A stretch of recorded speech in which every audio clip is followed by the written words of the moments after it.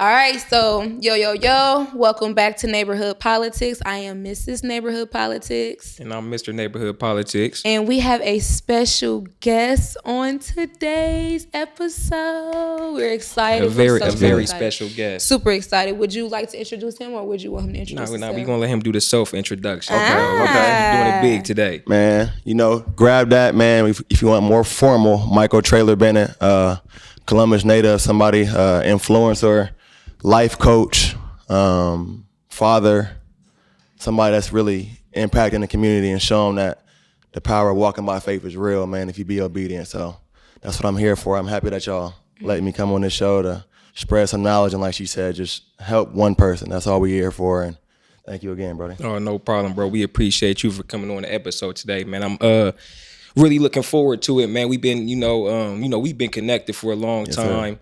And then, we've been watching your platform for a while, and we just super thankful for the work that you put in the community. And it's not one of those things that, you just talking about it. We see how hands-on you are. We see the work that you put in every single day. So, we're honored to have you on this platform, especially with us trying to, push things forward. Yes, so we just super thankful. Yep. I think for me, one of the things that I really like, or that was inspirational watching you, is just like you being a man of God. Yeah. That's a big thing, especially for our age. Like, I'm talking about even our age and our 30s or, stuff like that.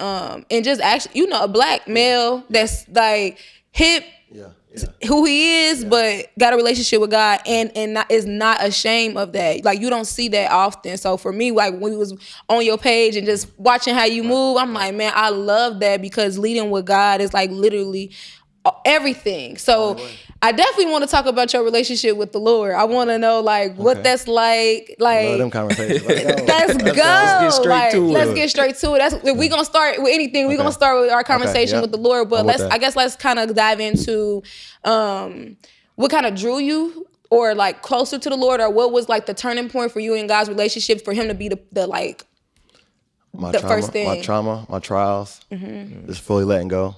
Finally saying, God, you got it. I'm tired of working this hard. I'm tired of knowing you have better for me, but I'm tired of making the same mistakes. Tired of saying I got it, and I take 10 steps forward and I'm in the same boat over and over again. It's a cycle.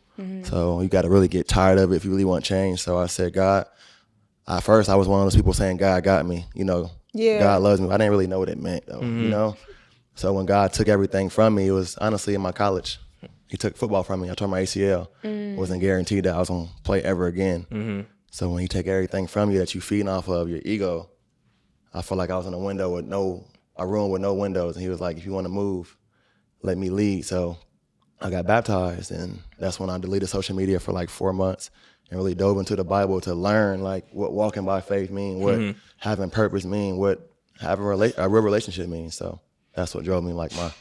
I was tired of going through setbacks, man. I was tired, dog. That's hard, man, because immediately, that brings me back to my days in college. My first year when I was at Wright State, was down there. I wasn't even hooping at the time. I was down there just living life day by day. Yeah. And I was with my closest friends. We was kicking it, having fun. And I found myself getting into a lot of trouble. Transparency. I had went to jail. Yeah. 2 times, I believe, and it's like, come on, Q, you ain't been in jail all your life. Yeah. You've been a hooper all your life, but then that goes back to that identity thing is what are you doing? Yeah. And I remember it was a point in time to where my mom was like, like, you keep getting in trouble, I'm not going to continue to come down here getting you out pretty much. Like, you're going to have to start facing some consequences, whatever them consequences may be. And I remember I told my mom, like, I just something came over me, and I was like, Mom, everything that I'm going through, God is, God got me, and I'm going, He's seeing me through these situations, and it's a reason why I'm going through it. Yep. And then at that point in time is when I seen my life change as well, for the better, as far as that I would say, as far as the, moving forward. And it was just a feeling that I had, maybe, the Holy Spirit, but it was just a feeling that I had to where it was like, what, God is telling you. Yeah. You need to do something different. Yeah. No, that's really, really good. It is. His sense of humor crazy. He'll put you through something. For sure. I tell her all the time, like, man, God you know, I can't say what I want to say, but God a real dude, you know what I'm saying? And listen, you know, he come from them trenches, you know what I'm saying?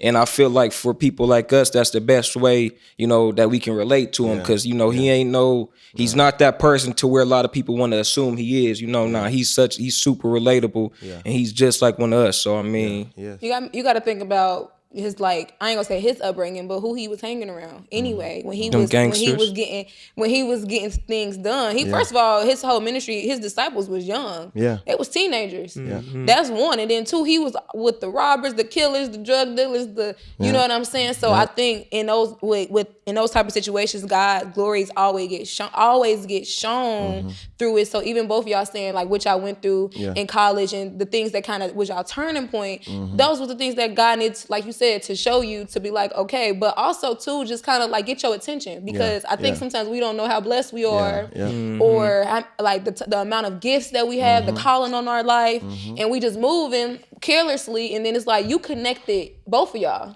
which is crazy. Y'all connected to so many people, and I'm pretty sure if God would have showed you what you like, what you're doing right now, you wouldn't even believe that you would be where you are today. You know what I'm saying? So that's just like, I don't know, that's a blessing. So in those 4 months when you took your time off of social media, what was something that you learned about God that I mean, or just something that like that just for you and your relationship with the Lord that just took it to the next level? Well, just, you know, reading all those scriptures. And just, I mean, I learned that you can do all that, read all the scriptures, go to church every Sunday.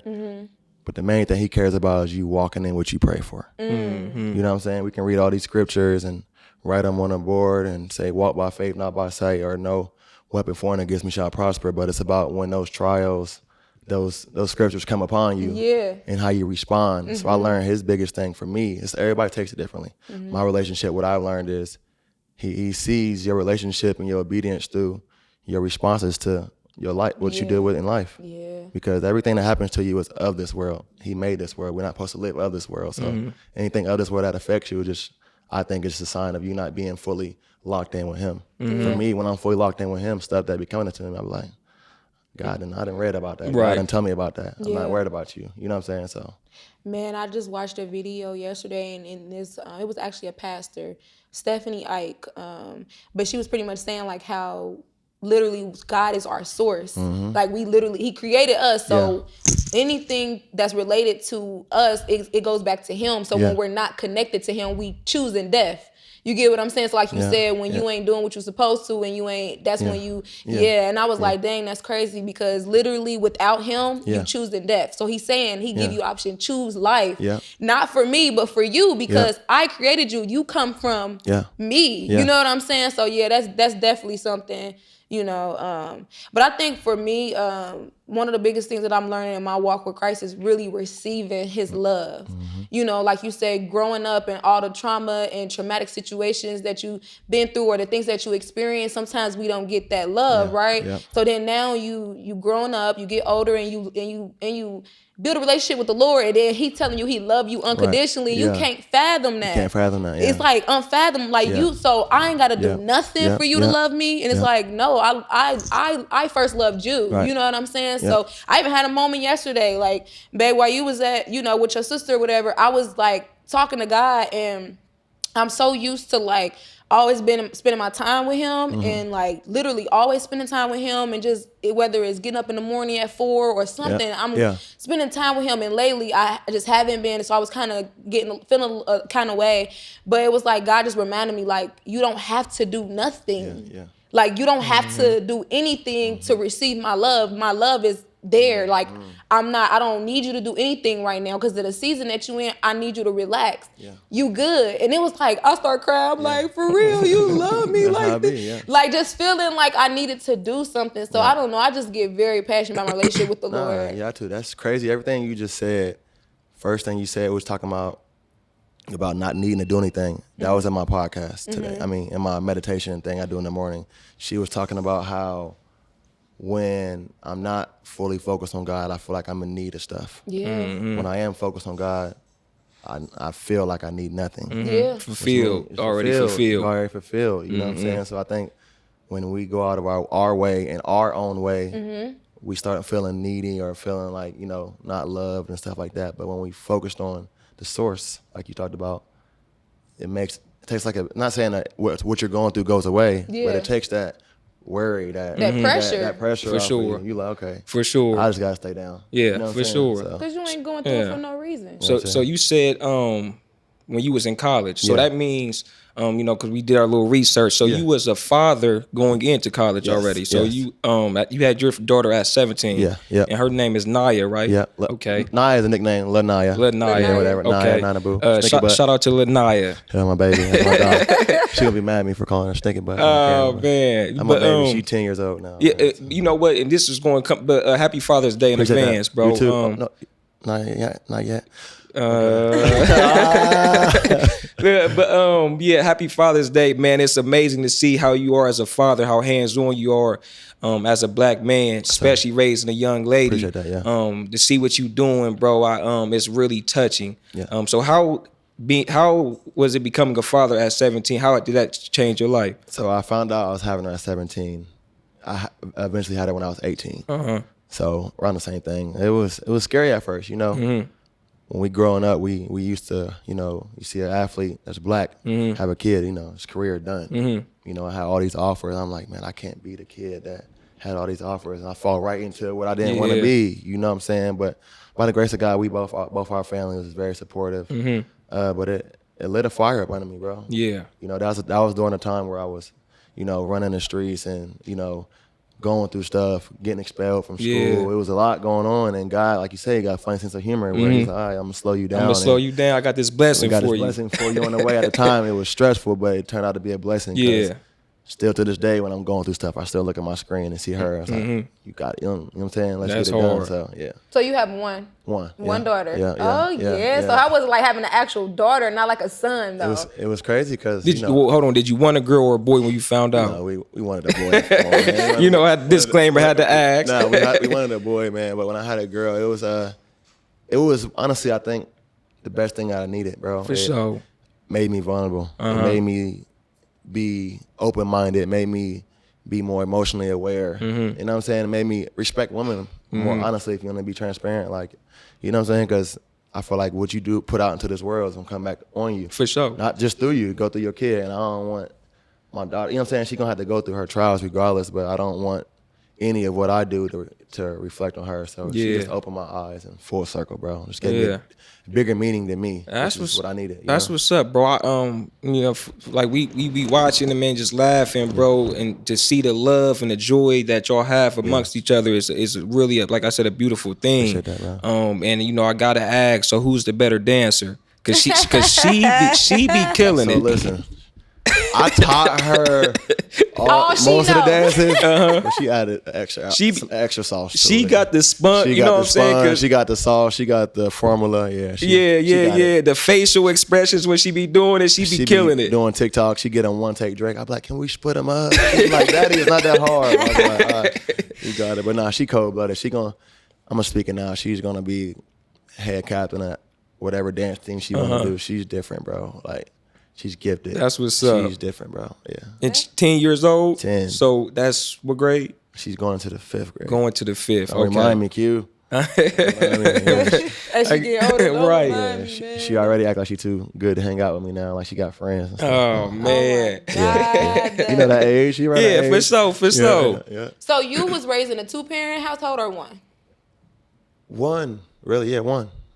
I'm involved with both my parents, but I live with my mom. Okay. And then my dad went to my dad's house like on the weekend and stuff like that. But it was back and forth. It was, so a 1-parent household. Okay, so did your dad like kind of teach you what it was like to be like a man and a father? Like how was that? See, that's the thing. As a kid, as a young boy, you don't like all the discipline and he always being hard, but he taught me, I feel like he's the big reason why I'm able to survive in this world.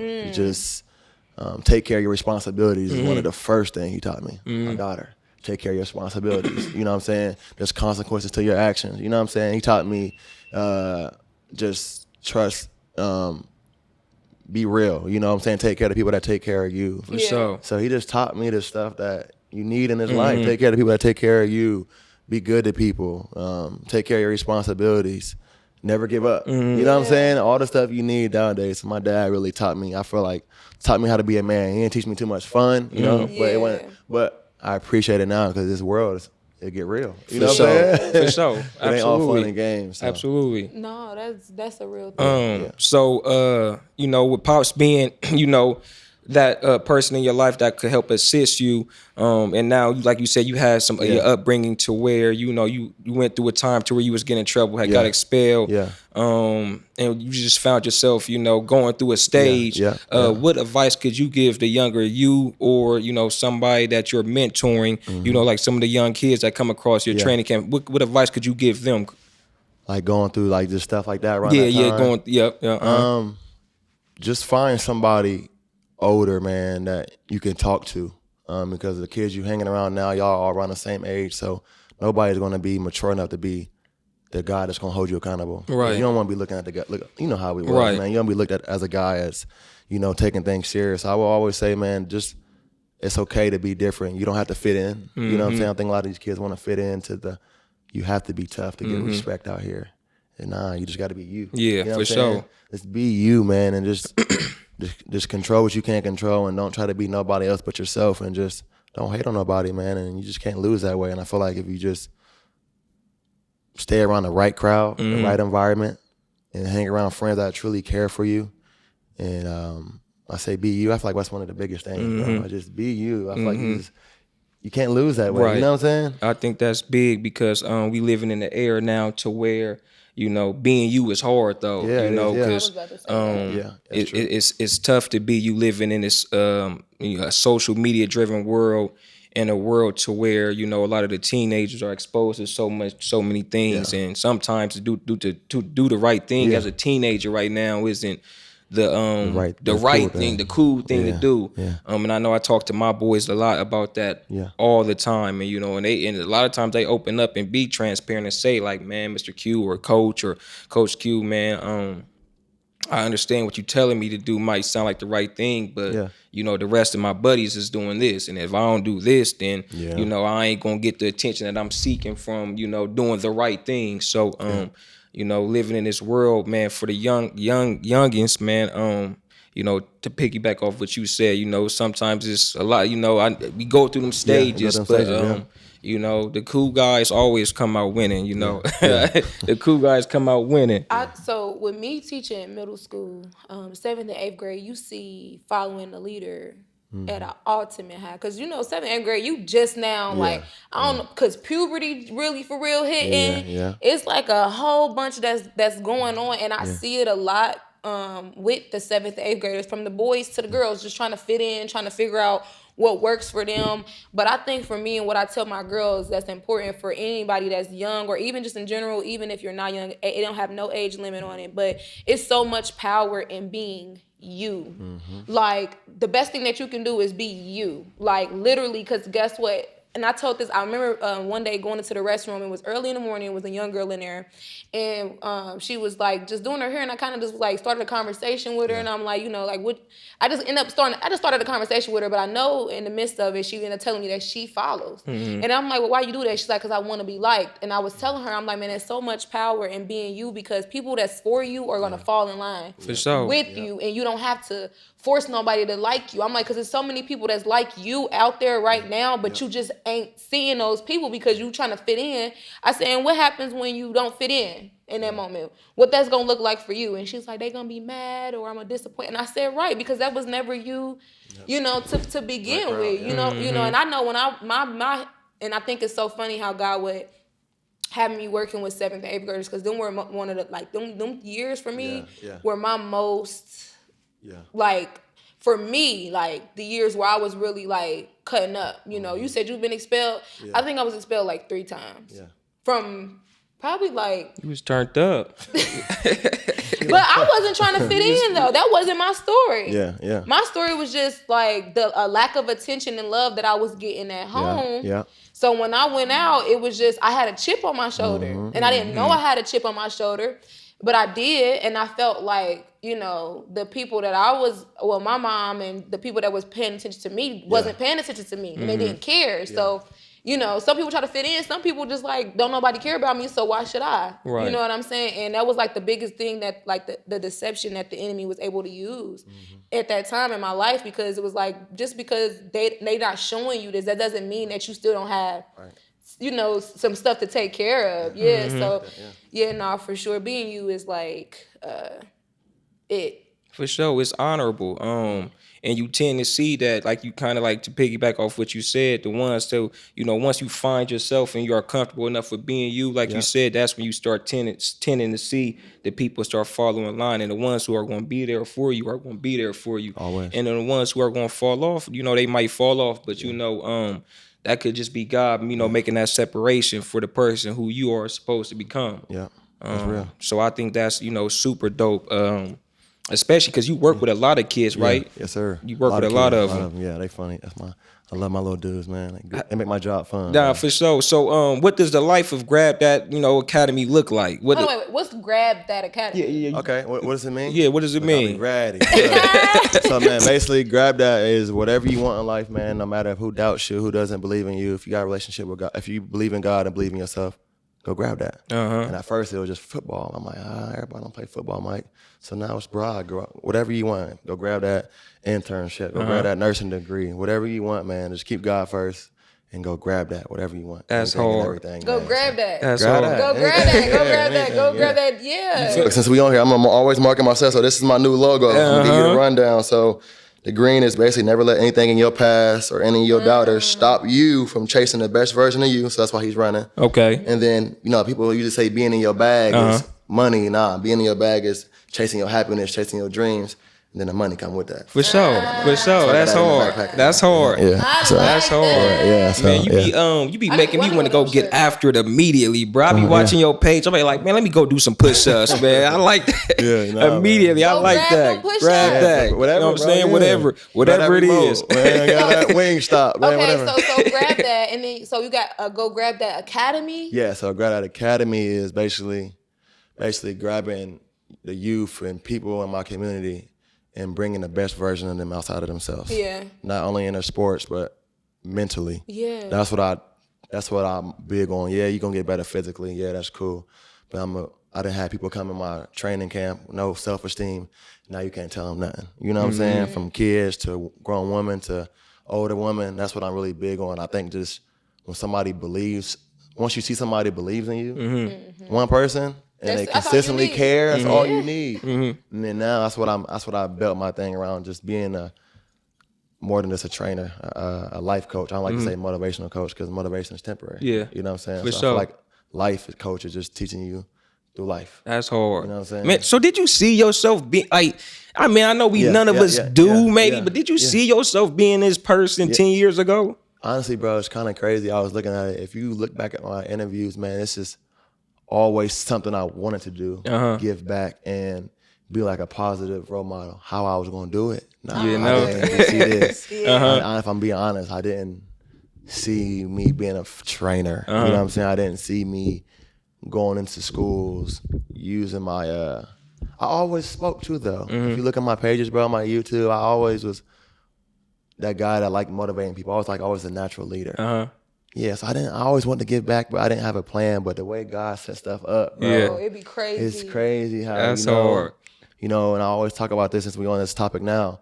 Football was my way of making it, you know, going to the NFL. That's all we know. NFL, NBA, that's what our culture knows, is to making it, man. And once that didn't happen, and once, it happened for a little bit, but once it didn't happen, I learned, bro, like football was a little piece of my journey. That was just my platform that he was using. That's hard. To get me the resources, to get me the foundation.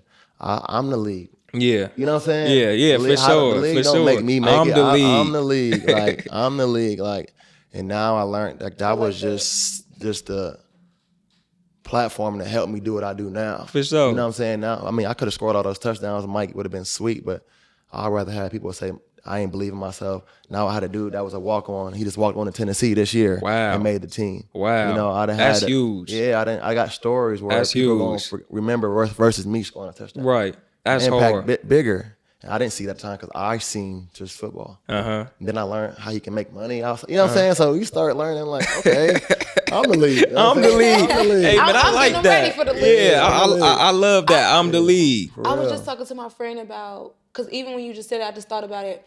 If you probably would have went ahead and been in the NFL, you would have still had that perspective or that mindset, like, God got me. Yeah. But your identity would have been tied up in that. I wouldn't have been here. You know what I'm saying? And I was just talking to one of my friends about it, because I'm like,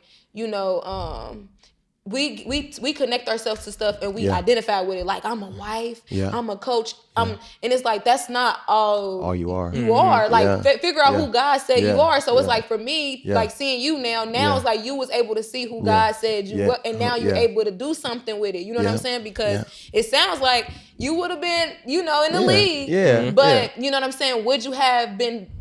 What would your relationship have been like this with the Lord? I mean, it would have helped me.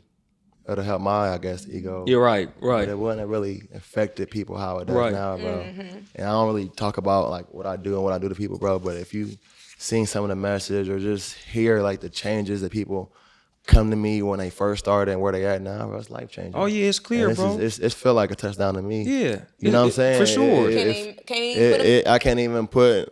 Like you said, I feel like if I would have been in the NFL, I wouldn't have mentally been here. I would have still been that egotistic. I wasn't arrogant, but I was still.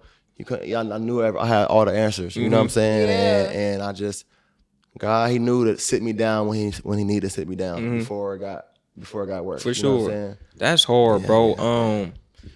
That's hard, bro. Because man, when I tell you, it was probably 2 or 3 months ago, one of my students, because, the way that some of my kids look at me is like of the world, So one of my students, he, they know I played basketball, played in college for a little minute. And he asked me, like, Mr. Q, Q, you gonna still try to go to the league? I laughed at it like, I might have, I'm knowing dang well, bro. Listen, I get up and down the court 2 times, it's over with. But he asked me like, man, why you don't try it? Why you don't still give it a shot? And I told him like, man, I enjoy being in the spot that I'm at. Not to admit like I ain't gonna make it to the league. You know what I'm saying? Let's put that out there. Yeah, we ain't gonna never go. Yeah. But I truly enjoy being in the spot that I'm in today. Like I enjoy coming in here working with the youth every single day. I enjoy sitting here having these conversations that I'm having because, I'm hoping if I was in the league, maybe I would be in the playoffs right now getting ready to, make it to the championship. But, but I enjoy these conversations. I enjoy being a husband and, a teacher and a mentor and it's things of that nature, bro. And, and not to say that it wouldn't have happened if I would have went there, but my life wouldn't be what it is today. Right. And I'm absolutely 100% totally happy where I'm at right now in my life, man. I enjoy being a teacher. I enjoy being a role model. I enjoy being a coach. Yeah. I enjoy. I had an AAU game today that I had to coach my boys. We going through times where it's ups and downs, and development part of it. But today, they did all I could ask for as a coach. You know, they worked hard. They competed. We fell short, but they gave us a shot. You know, and as a coach. And something that I'm digging into them about, man, that's all I can ask for. And to see that is tremendous. So, bro, just similar to what you said, man, that's super dope. Yeah. That's super dope. Yeah, I ain't gonna I like that. It's more meaningful. Yeah, for sure. Yeah, it's fulfilling. Yeah, very fulfilling because I think, because we know we all here for a purpose. We all got something that God wants us to do.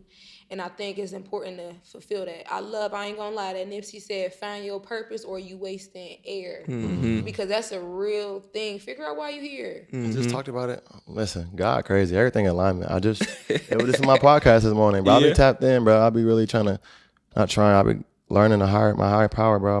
Who God want me to be, man. Yeah. And we see the work pulling off, man. I ain't gonna lie, you got your whole name brand. I like the hat. I ain't playing. I'm about to be coming up here all Nike stuff. They ain't paying me. Listen, grab that bucket hat's coming in about 2.5, 3 weeks for the spring. They ain't even come out yet. For sure. On the back it says ain't nothing changed but the outfit. Yes, sir. Yes, sir. So, yes, sir. I want to read something based on what you said. What'd you just take? I was just saying, find your purpose or you wasting air. And basically they was talking about today, to forget God is to miss the whole point of existence. And then another one said, it's an insult to yourself to be born, live, and die without knowing the answer to the mystery of why we're sent here as a human in the first place. Why you here? Deep, right? I just heard about that this morning. I just put it in my notes. Was that at church or? No, I meditate right when I get up. Okay. What's your meditation look like?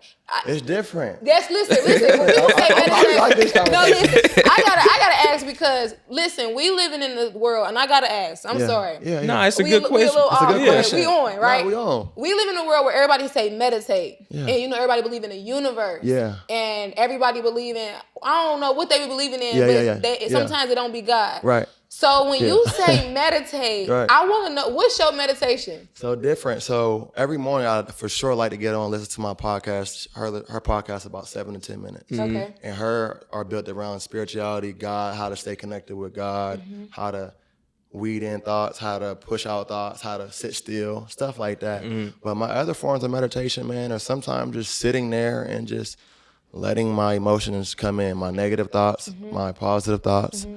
Sometimes my meditation is me walking outside and literally just walking around and feeling whatever I feel, you know, or my five senses, what I hear. Or I feel like meditating is so many different things. Music is meditation for me sometimes. When I listen to like different music or podcasts like Eric Thomas, he's somebody that's very huge to me. I just feel like meditating is just, I feel like when you're sitting and blocking out everything external and working on everything internal, that's gonna help you grow mentally, physically. I feel like the biggest thing is spiritually. So I always work on just where I'm at mentally. For sure. Checking in on myself For at sure. all times, bro. For sure. I think that's hard. And I think it's dope that you use the different examples because like you said, so many times people see it as a one-way thing. But you know, meditating for me might be different than what meditating for you might look like. And meditating for you might be different from what meditating from what you look like. So that's definitely a thing. and that's the dope thing about God because he knows how to get to you. Yeah. And he knows something that to get to you might be different than how to get to me. And he knows that it might be different to get to you. So, you know, I think that's the dope part about the whole, you know, part about, you know, meditating and your relationship with God. How you meditate? Hold on, wait. I gotta ask, let me say. Man, listen, me and him are alike, but so different. The opposite, that's good. He can pray in his head. Yeah. That is not gonna work with me. I have too many thoughts pray out. that I gotta get it out. He could pray in his head. We could be watching Wild 'N Out. Yeah. He could be reading his Bible. On the Bible. Yeah, for sure. While we watching Wild 'N Out, I can't do that. You gotta be centered. able to I need to be by myself. I need to. What's your form of meditation? Gotta be able to multitask. Mr. Neighborhood Politics. Recently I've been finding a lot of peace in doing that in the shower, meditating in the shower. You know, really? Yeah, meditating in the shower.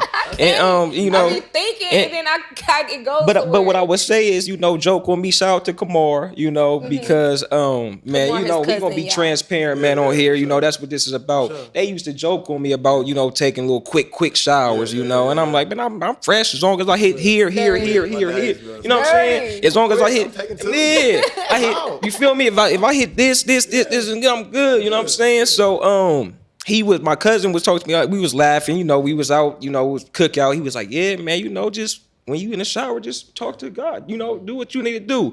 And here recently, I've actually been doing that, like, you know, and it's been soothing to me. You know, I've been going in there, I've been giving my thanks, I've been, you know, giving my, you know, my gratification. So as of lately, I would say that has been where my most meditating has been going on, you know, as I've been in the shower, man. That's funny you asked that. I know. That's why it's been 10-minute showers now and not 5. Yes. Dirty. Seriously. I mean, okay, so meditation for me, man, it looks different because I literally try to be led by the Holy Spirit every time. Yeah. So it's been times where I done went like his man cave, our basement that you didn't turn into that I use. She taking over your No, Taking I over ain't, the I ain't man decorated cave, or bro. nothing. I just go down there and spend time with Taking God. over the man. He don't Taking wanna, over the They don't let us have nothing. taking over the man cave, man. He didn't want to have it. This is the thing, man. I ain't gonna put my husband on Front Street. He know what's up. He want me. We ain't even gonna. He wants you down there. He want me down there. Okay. You know, I say go down there. He trying to be all up under me. So that ain't even it. But for me, it's been times where I done went and I just literally sat and was quiet and just allowed God to speak to me through my thoughts, and I would know it's him, because of course if you spend time with him, you know his words. Then sometimes it's just me, worshiping, and sometimes it's just me down there journaling. You know what I'm saying? It definitely looks different, but I just want to see what your meditation look like. I forgot about that. Well, that's another form of my meditation. So my steps when I wake up is meditate, journal, wherever I'm feeling. Either Myke tap in, you need to do better. You said you was gonna do that, or I'm proud of you, stuff like that. Whatever I feel. Then I read my positive affirmations, and that's revolved around God, scriptures, and then I read the Bible. Okay. Yep. So that's all different forms. That's hard, man. For me, I'm being led, because there's been times I done went down there and he done got me together, because he's like, you keep coming down here trying to do the same thing. I'm not a routine guy. Quit coming down here trying to pray, and then like I didn't tell you to do that, because right now I just need to talk to you, and you trying to. Man, I remember one day I went down there, I tried to pray, and I was so tongue twisted, and then I felt so stupid. And then he was like, sit there. Then I sat there, then he was like, I am not a routine guy. Quit coming down here already thinking you know what I want to do with you. Just sit still. Sit still. I got some stuff I got to tell you. And he just tore me up. You know what I'm saying? So prayer and all those things is definitely a form of meditation. But I think that's dope to just sit here, two black males that's talking about their relationship with the Lord. I just love that. Yes, sir. I don't know. That just makes me excited. I'm going to keep talking about it loudly, because he's moving crazy right now. And I'm going to keep showing people, bro. Like, I think that's all it takes. A lot of people want to, learn more. But it doesn't take any effort to go to the bar or go out to get a section with your homies that aren't chasing that. It takes a bold person. So I think when they see people like us that have a name in Columbus, not just for our name, but for the love and what we put out into this community, they like, oh, them dudes been through some stuff. And they talking about God. Yeah. And they podcast growing. Yeah. Let me go see what they talking about. That's all it takes. Yeah. I tell you that all the time. We was talking about this little situation, and I was just saying some people they want to know where all this coming from. Yeah. Where are your favorite? How you getting to do all this? How you do it? But they don't know that it's God. Yeah. Then you tell them it's God. Yeah. And they don't want to put in the work, but they seeing the glory on your life. Yep. They seeing you get up every day, talk about grab that. They seeing your consistency. They seeing what you could, and they want it, but they don't know it's the God in you that they want. Ain't that crazy? No, it's crazy because I literally just put on my story yesterday. Literally yesterday from 2019 when I first came home, bro. I went to Windsor Elementary School and gave back and was being transparent, telling about my relationship with God and my story. And another memory was me reading the Bible. That was around the time when I deleted my social media for 4 months. But I've been showing them, I said, listen, there's no secret formula. I'm not better than you. I just stay consistent. I'm consistent with God. Yeah. I'm not doing nothing better than you. We wake up and got the same 24 hours, but when times get hard from you already got 3 or 4 different jobs. Every time times get hard. I've been doing the same thing. I've been being the same trainer, bro. I've been being everything I've been doing is the same. I just get better and better and better and better. That's hard, man. I got stamina. Like, you know what I'm saying? That marathon, that slow grind, man, that really pays off. It's probably, again, intermission. I just want to tell you again, bro, how dope it is and how inspiring it is. Because you said it, black man to black man, bro. Yeah, for sure, bro. To sit right here in your presence is amazing. My dog. And it's not often that we have that, and that even I can sit and have them conversations with somebody else, you know what I'm saying? So it's super dope to see that. It's super dope to, open up the IG and see you being transparent and reading your Bible on a post, you know what I'm saying? Because we was talking about the, what would you call it? The algorithm a little bit ago. Yeah. Some people would say when you post positive stuff, you might get 2 likes. Yeah. You know what I'm saying? Somebody like you, you gonna do what you gonna do. You gonna post your Bible. You gonna post the workout. You gonna post the pain. You gonna post your struggle. Yeah. I'm gonna post my mistakes. Yeah, you feel me? And as a black man, it's dope to see that. It's dope to see your your strength. Yeah. And I just want to tell you again, bro, thank you. And it allows for me to grow as a black man. You inspired me, bro. You inspired me too, bro. Like to even be able to have this conversation. Some power, that's go over a lot of people's head, or they won't want to talk about it, or they hit you with the "here you go." You know what I'm saying? Here so, like that's their favorite one. Here I go. Like I ain't gonna lie, if you my friend or we have a conversation, if you don't want to talk about God, I'm talking about him all the time, bro, because he move in me. Like I feel him over me now. I feel him everywhere I go. I know y'all got that same feeling. Like you know what I'm saying? And it's in my aura, and I just know it's him. But I just to have another black male, like you said, we can relate to a lot of different things. To have you know, like, hey, you have a relationship with God too, and you can see that it changed your life. It ain't temporary, you know what I mean? It's temporary changes where people just doing it for social media. To see a person actually living it, and it's refreshing. You know what I'm saying? I got a men's group I just started too, bro. For real? Like 15 of us. Where I started a men's group, man, and we send prayer, affirmation. I love to add you in it every Friday. Ern's in it, Ern. Yeah, Dev. I don't know if you know Dev. Dez, I mean. Okay. But basically, it's a lot of people in the city, bro. People from Columbus, out of state, where we talk about. Oh yeah, put me Bible in that. verses and Yeah, stuff. yeah. Every That's Friday we work out at 6:30 a.m. if we can make it, and we at the end we pray over each other, bro. That's hard. dope. That's hard. I just started like 3 weeks ago. I got like 16 people. Man, so what be giving? So you got grab that Life Academy. Yeah. What is day in, day out? So you got Mondays. I know you got Wednesdays. You have the DJ in there. Sometimes you got Uncle Smooth that come in there, man.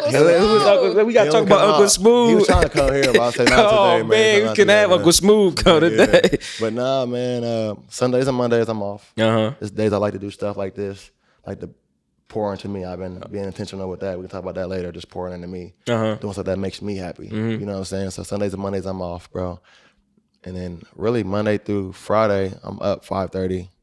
6 a.m. First off, tapping in on myself, meditating, reading my Bible, journaling. And I train, I have 6 a.m. slot, 9, and like around 10, and I come back 6 p.m. But I got my daughters, pick her up every Monday for school for dance.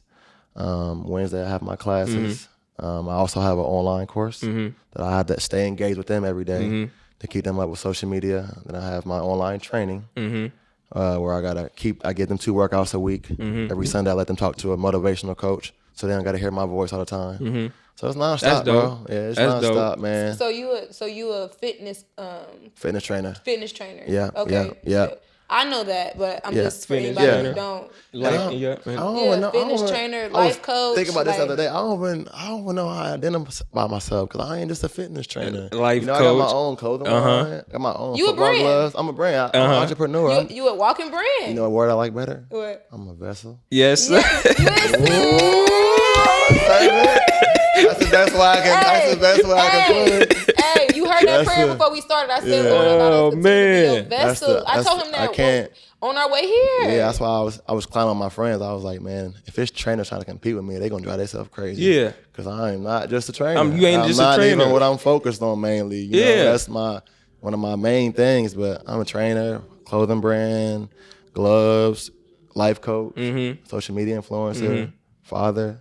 So if anybody want to tap in with you as far as fitness or any of that, they just go to your IG and then DM you, or do you have a website? I have a link in my bio where they can just fill out a fitness questionnaire. Okay. Or they can just put their first name, last name, their problem as far as eating, or they want to lose weight or gain weight, and then I'll reach out to them, or somebody on my team will be able to reach out to them as soon as possible, man. So is it the same for needing help? We're like nutrition? Yeah, it's the same thing. So if you fill it out and be like, I just need nutritional help, I'm able to do that.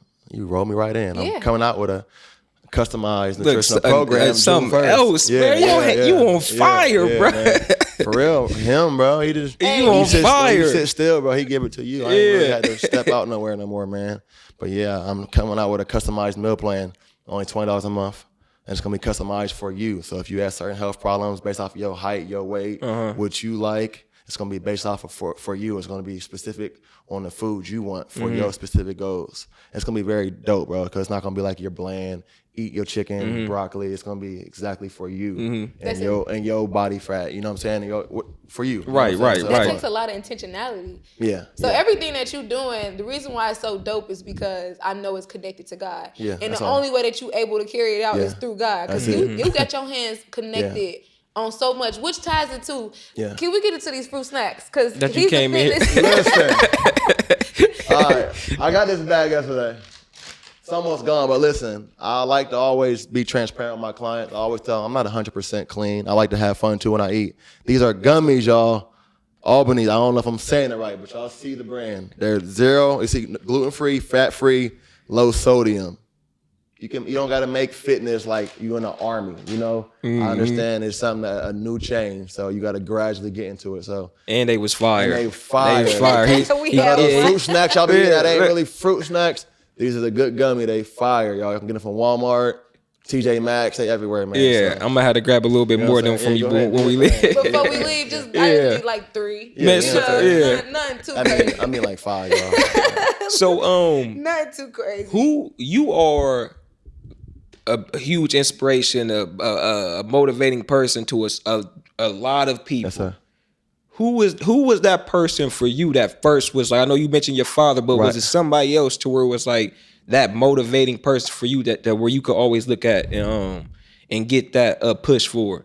Is there anybody that you go to consistently still now? I mean, I know we talked about God and everything, but is it because you are a physical person to a lot of people lean on, and as black men. I know it can be challenging sometimes to have to always be that person to where it's like, I got the weight on the world on my shoulders. I enjoy being this person. I enjoy helping out this person. I enjoy, you know, assisting however I can. But is there anybody that you can lean on? I ain't gonna lie, bro. It's been like the change of my life. My therapist. We was gonna get into that. You got a therapist? We was gonna get into that. It changed my life. So next month we'll make it 12 months. Yes, sir. Yes, sir. Man. Yes, sir. Man, listen, men, anybody. I feel like everybody should be in therapy, man. It's just we all been through something, some shape, way, or form that we have never got to deal with. I really never got to heal with, and I felt like I did a lot of good self work. But the thing about therapy, bro, it taught me different practices. It taught me how to actually heal. It actually taught myself to actually let people know how I felt about past trauma without saying it in my way. You know what I'm saying? And learning how to trauma doesn't go away, but I'm at peace with a lot of stuff that when I was triggered about it, I wasn't in control of what happened. You know what I'm saying? So yeah, bro. God honestly is my main. That's honestly who I go to. I learned that's just he gonna have your answer. I got friends, but and in therapy, bro. That's dope, bro. And I again, you know. That's something that's cool, you know, to hear, man, because I know, like you said, we've all been through so much trauma, and as a black man, you know I've shied away from saying, you know what, I'm gonna go get therapy, because you know my wife has said, man, you know, get some therapy, get some assist, you know, because women they don't mind, they don't mind it, but as black men we so egotistical, and so strong, and so I'm just gonna keep on pushing that. I think sometimes we be like, you know, we just gonna find a way. So you know, I think you know that's pretty dope to hear that you said you being a year strong, coming up on. I was the same way as you though, bro. I was. My mom used to tell me, you know, I'm like, man, I ain't getting on therapy. I ain't about to tell nobody. I don't need nobody. I don't trust nobody. But then I learned too. That's a defense mechanism too. You know, you got to be open-hearted. It says in the Bible too, open-hearted to get that full transparency. Vulnerable. And I feel like that's a form. I feel like everything you do on this earth can be a form of being intentional with God. Right. If it has the right intentions behind it. If you're doing it, you know what I'm saying? Like she said, I feel like anything I'm doing is not just me. I promise, bro. I just be sitting around with, you know, being obedient and just come to me, bro. And I just go. So I did therapy. Yeah. And I did it, and I'm kind of going off what you're saying with the intention of it being God. I think for me, like a lot of people, I hear a lot of people say they don't want to do therapy because it don't change nothing. But I think it does matter the way that you go into it, because when I first went into therapy, I was like, I mean, I haven't done it in a minute. I stopped going like last year or whatever, but I definitely want to pick it back up. But when I went, I knew that God was still my source, and I wasn't going for her to tell me what was wrong with me, because I have Holy Spirit. So Holy Spirit already tell me what's going on with me. I'm just going to you to find mechanisms and different ways to process, or maybe I know what I'm feeling, but I don't know the name of what I'm actually going through. You know what I'm saying? So you hit it right on the spot. Even knowing the name, like, okay, that's what that is. Even in the point of you not knowing gets stressful. You not knowing something that it irks you or irritates you, just not knowing can be stress. So you knowing, just like she said, you knowing based off of you going to a source of there's something that's going to connect you, bro. That's another way. People understand, like, people look at, you know, getting close to God as just so formal, praying and all that stuff. It's like, no, you have to use your resources. You have to use you. You have to use what's around you if you're really intentional about being connected in so many different ways, bro. So was there a certain, you said it's going on a year, was there a certain thing that happened or anything that happened to where it was like, you know what, I done did what I can on my own. I done talked to God about it. And God, I just, I need some tools to help. Was there anything that happened that I'm was transparent, bro. Yes, I'll tell you. It was liquor, bro. Liquor, and I was going through depression, losing Dwayne. I was telling you about Dwayne Haskins, and I lost my other brother before him in that same year. Wow. My other college teammate. Wow. But then a year before that, I lost my blood little brother to murder. You know what I'm saying? And then I lost my cousin in 2016 to murder, and I lost Mike Fair, and I lost, you feel me? So it was back-to-back deaths. And then there was a time, bro, I didn't even realize I was going through depression until it was a night where it was just, God's been trying to give me a sign to let that go a minute ago. You feel me? As far as when I used to be in high school, getting into fights and all that stuff. But now, God got a fine sense of humor, bro. It was a time where I was drinking heavy, and mind you, this is drinking heavy. And this is after I started counseling for a little bit. Counseling only works if you work. Yeah. Right. And she told me, I told her about the liquor thing. She said, don't drink outside of the house. Just drink moderate with your girl, the girl I was talking to at the time. Long story short, I was drinking more than I was supposed to. And just woke up to being blocked and to messages that I don't remember nothing. My last message I seen on my phone was like 3 o'clock in the morning, me texting Dwayne saying, I love you. And it was just something, it was that night, obviously I woke up feeling embarrassed and humiliated because, obviously nobody likes hurting somebody that they care about. It was the person that I was talking to, I said some stuff to. I don't remember to this day what I said. You know what I'm saying? So I went to church, bro, and surrendered without even trying, bro. I was crying. Without even trying, it's like, whew. But it was like, God was like, I've been waiting for you. Yeah. I've been waiting for you. You've been dealing with stuff on your own. 'Cause I was just going to work. After Dwayne passed away, I came back to Columbus, started training. After my brother passed away, I was training. I was moving. I never really sat with it, bro. So I think when that happened, bro, I was scared because God I felt like he told me, like, listen, I can take everything from you if you don't tighten up. And I feel devastated, bro, if I lose everything because of me. So fast forward, bro, I'm 5 months free off the liquor. That's what's up. Let it go. I ain't That's what's up. messing with it. You know what I'm saying? I'm locked in, bro. That's what's up. And I feel like once you fully let go and show him that you care, bro, he gonna show you way more, bro. Yeah, that's what's up. I would just dope. commend you. Yeah, for sure. And celebrate you. Yeah. You know what I'm saying? Because to be 5 months sober, without any of that, knowing what you was going through and how you felt like you needed it. I felt like I needed it. Yeah, it was temporary. Yeah. So you said, and that was a shocker to the whole world, man. And it's, when you sitting with somebody who is best friends with Dwayne Haskins, for me it's just he was this, amazing quarterback football player that, I was able to watch. Yeah. That was your best friend. So how was that when you got the news for it's crazy, bro. Still, man, it's crazy how I was sitting at work, honestly. Sitting at work, and I got the phone call. And then I got the phone call like 10 minutes later. The coaching staff called me like, hey, this is boom, boom, boom. Calabria is here by herself, his wife. We need you here. So I got right on the road, bro. Right when it happened. I walked in, head coach Tomlin and all them guys was there, and just Calabria, bro. It was one of them surreal feelings, bro. I was just like, felt sick, you know what I'm saying? Because Dwayne was a true friend, and I know y'all know what I mean in this world nowadays, bro. He was a true friend that honestly made me find myself again, bro, and really helped me and really I knew cared for me. You know what I'm saying? And he's somebody that when he left me, bro, it was like how somebody you send stuff to when you do something good. Like, hey, bro, look what this happened. Yeah, for sure. He was that, and vice versa. You know what I'm saying? To the point to where we send each other Bible verses in the morning. And he calling me crying because he made his girl mad. He don't know what to do. Stuff like that. You know what I'm saying? Real brother but those stuff. Relationships, that's different. You don't have that nowadays. You know what I'm saying? To the point to where we only met 2018, 2019. We met, but he felt like a brother forever. That's crazy. You know what I'm saying? But that it's real. Yeah, I know it's real when you meet somebody 2018, 2019, and immediately it's like we connected. Yeah, and this is a time where he was a first round draft pick for sure, top 10, 15. I met him through this a blessing. He could look at me as like, oh, receiver, boom, boom.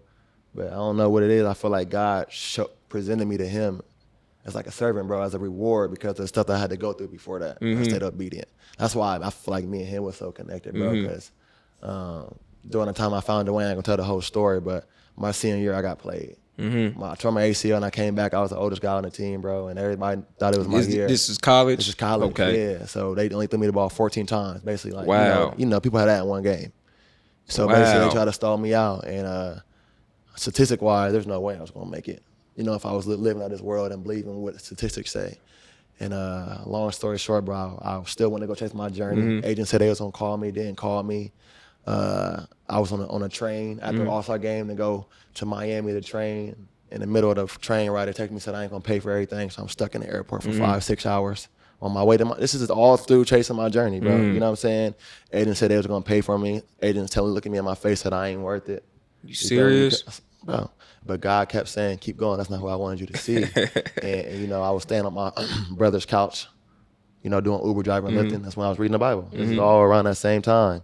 With nothing. My count low-key in the negatives. But I'm just like, ain't nobody gonna stop what God got planned for me, bro. And long story short, 2 weeks before signing day, I got a call from Johnny Dixon, the receiver, Ohio State, like, hey, Dwayne needs somebody to throw to. This is 2 weeks before the draft. Mind you, I wasn't hearing nothing.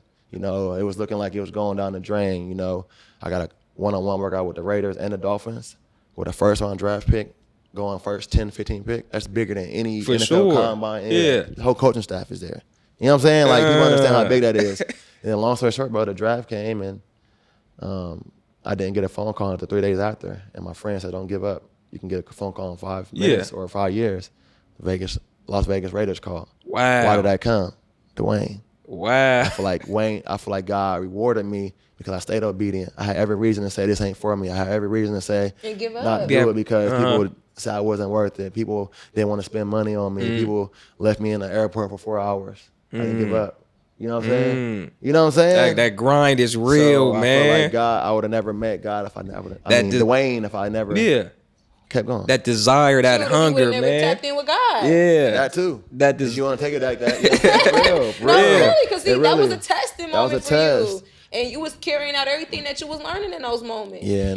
But tonight, I ain't getting off of you. Yeah, where you think you going? I ain't going nowhere. I'm just saying, you lost a very close friend too, as well. Yeah, we talked about that. Yeah. What was that like for you? That was tough. That was tough because man, you know, we was in bed with each other when I got the phone call. It was probably about I'll never forget 5 a.m., 6 a.m. And I had got the call, and you know, Treese was somebody that I had grew up with all my life, and you know what I'm saying, you know that. I think you may know of Treese, you know, because of AT, real close with AT. But Treese was somebody that I grew up with from the time we played Little League football together with Mifflin Sharks at Northeast. Every single day in middle school, outside of because we didn't go to the same middle school, but every weekend, every open opportunity, we was with each other. Went to the same high school with each other. Went to college with each other. So this was somebody that I don't have a break from. You know, I don't have no memories in my life to where he wasn't involved. So you know, we went to school together. When he came home from school, you know, a situation happened. And then like you said, got the phone call, and immediately it just changed my whole life, you know, because I never would have imagined, you know, going through that or losing Treese. So that, you know, that changed my life immediately. And I remember AT called me. It might have been probably a few hours later, and I remember our conversation vividly, and he was just like, Q, what's going on? Like, I think he was still in shock, and he just, you know, maybe, you know, called. He just needed to hear probably like, Q, what's going on? I'm like, AT, I don't know, bro. Like, I'm hearing the same thing you hearing, man. So, you know, changed my life immediately. And I had to grow from it. You know, I went through, you know, I'm still going through it, the trauma, you know, and the hurt, you know, because my life changed drastically. I never knew how impactful this one individual was to my life. You know, how much of a glue he was to who I was. But, you know, like I say, when I look back and I don't, you know, it's no memory without him. Man, you know, it was a lot that I had to learn from and overcome. And, you know, I'm still going through, and I'm still learning a lot, but you know, by God's grace, you know, I think, you know, I'm in a better place today than, you know, I was, you feel me, probably 6 months ago. You know what I'm saying? And it's an ongoing, you know, challenge of growth, but you know, it's a beautiful process. I would say that. Being your wife and seeing you from the beginning to now, you changed. Like, you changed, but what I meant to say is, like, you have gotten so much better.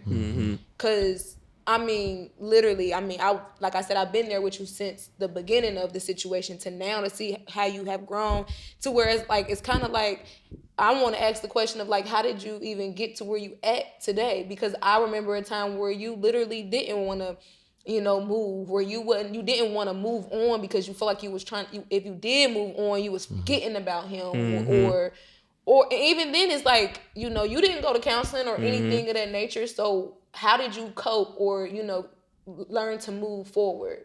So I would say, one, just the relationship with God, my relationship with God for sure. And then two, my relationship with Treese, because at the end of the day, Treese was a go-getter, man. And, and he was a hustler. And I say that in a good way, as far as, man, ain't no staying down, get up and keep pushing. So I and I wholeheartedly know that if Treese was here, it wouldn't be no Q. Stay sleep for 2 days straight. We ain't got time for that. You know what I'm saying? Get up, bruh. Go get it. Go do what you need to do. You know what I'm saying? And it's funny because we had that conversation. We was in Ravencrest. He had just left. I had some great, funny, crazy memories with him right before, man. But it was a conversation we had. He had called, and he was just venting, just talking. We were on the phone for like an hour, to the point where I think I muted it and I looked at you like, man, Tree's tripping, man. You know what I'm saying? What is he talking about? And you was like, baby, he just need to vent. Yeah. I said he talking to you and he telling you. Yeah, he telling you something. He was talking to me about, how he everything. Was about school. Changing his life. Yeah, about he was currently, in the new schools that he was going to and the progress he was making, and the city, the transition back to the city and what that was like for him, and how it was pretty much different than, what had been our norm and what was our norm before we even went to school. Yeah. Like how you said with your friend, y'all was the person to call, like that. The accomplishment. Yeah. That's what it was. So that conversation still brings me a lot of peace, and knowing, like, I know my bro was in a good place and he was pushing forward in life, and he was telling me pretty much like, bro, continue doing what you're doing. Because you inspired him. Because he had said that, man, you inspired me. And then, you hear from, people like, man, Treese, Treese looked up to you, bro. He was, doing, you down there doing your thing, and just as well as I looked up to him, and everything about him. So, that right there is what helps motivate me and pushes me. And then also, not to, go back and forth, but just being in people of presence like, Myke and good people, because it's important to, to have that, and to have people in your corner like that, and have other black males that you can look up to. So and even that you can relate to, which is super important. Yeah, because you don't feel like nobody will understand how you feel or will imagine what you went through. And even though y'all experiences were different, because y'all relationships with people are different and y'all are different people, it's just still the fact that y'all can actually relate for sure and talk. And I definitely wanted to let you get that out, because you ain't never talked about it. It's hard. In the forefront. It's and hard. Of course we got another episode to talk about it, but I thought that would be the perfect door after for sure. saying, but she make you better. Yeah. But okay, I see how you did that. But even to piggyback off of that again, like, I'm just talking about, we talking about my loss with Treese, you sat here and just said you had, and I'm blessed, in the sense of I haven't had that many losses like that, you know what I'm saying? And there's other black men that can say differently, that can say, man, I lost my best friend, my other best friend, my other best friend, and we sitting right here at once. So, in a sense, it's like I took a major loss, bro, but you said you took Dwayne Haskins the year before. Somebody Dwayne, DJ, the same year. My little brother got killed, shot in the chest. The year before that, my cousin Mike Fair, he got shot. It's all similar. He got shot in the alley. My cousin Pope, you probably knew Pope. He died, got killed by a gun. My mentor. It's how so many people you just forget. My mentor died 2 years ago. He played for the Broncos, Big Tone. He was the one that looked after me during the NFL draft and stuff like that. He was so it was just it'd be so crazy. You'd be like, I forgot about, you know. You feel me? So who am I to play victim? You know, it's hurt. Yeah. I'm dealing with it every day, but you know, it's people out here that's going through, you know, 10 times, you know, the pain, you know, that you know, I don't think it's you playing victim though. No, not playing victim. But I get what you're saying. You're saying like, who am I to? Because it's people that's. Yeah. But my whole thing with that is like to hear from both of y'all. It's not even y'all went through this, y'all experiences, but to see who y'all are today and how y'all came out of it. That's major. You know what I'm saying? For you to have your brand, even neighborhood politics. This was something you came up with. Neighborhood politics is something for the neighborhood. Those conversations that don't nobody like to have or that we don't talk about in the hood. You know what I'm saying? Like, you know, and to have y'all both sitting here and having this conversation, just even being able to talk about everything that y'all talking about. You know what I'm saying? Dope. That's the whole purpose and point of what y'all experienced. You know what I'm saying? So it's never. I know that you didn't mean that, but I'm just saying like it's never like being a victim or feeling like, you know, it's just more so about like, you know, I went through some things, but I'm still able to have a whole brand of fitness, and I got counseling, and I found God. Like I got healthy ways to cope and to move forward. And if I can do it, you can do it. You know what I'm saying? That's the main goal. That's real. But it's a segment that my husband wants to give you. Are we gonna do it right now? I just think you should. We're gonna do it this perfect time. We're gonna do it right now. So you know, bro, a big part of neighborhood politics is, you know, I know we all, you know, wait till people, unfortunately, in our culture, pass away. My dog. And then I should have gave them their flowers. I should have gave them their flowers. You know how the saying goes. But right now, bro, I just want to, you know, we want to give you your flowers now, bro. Man, that's love. Yeah, we want to give you. I don't never get no gas. No, appreciate that. Appreciate that. Yes, why you here? Yeah. I'm keeping them right here the whole time. We want to give you them flowers, bro, because the work that you putting in, like we keep saying, man, it's undeniable.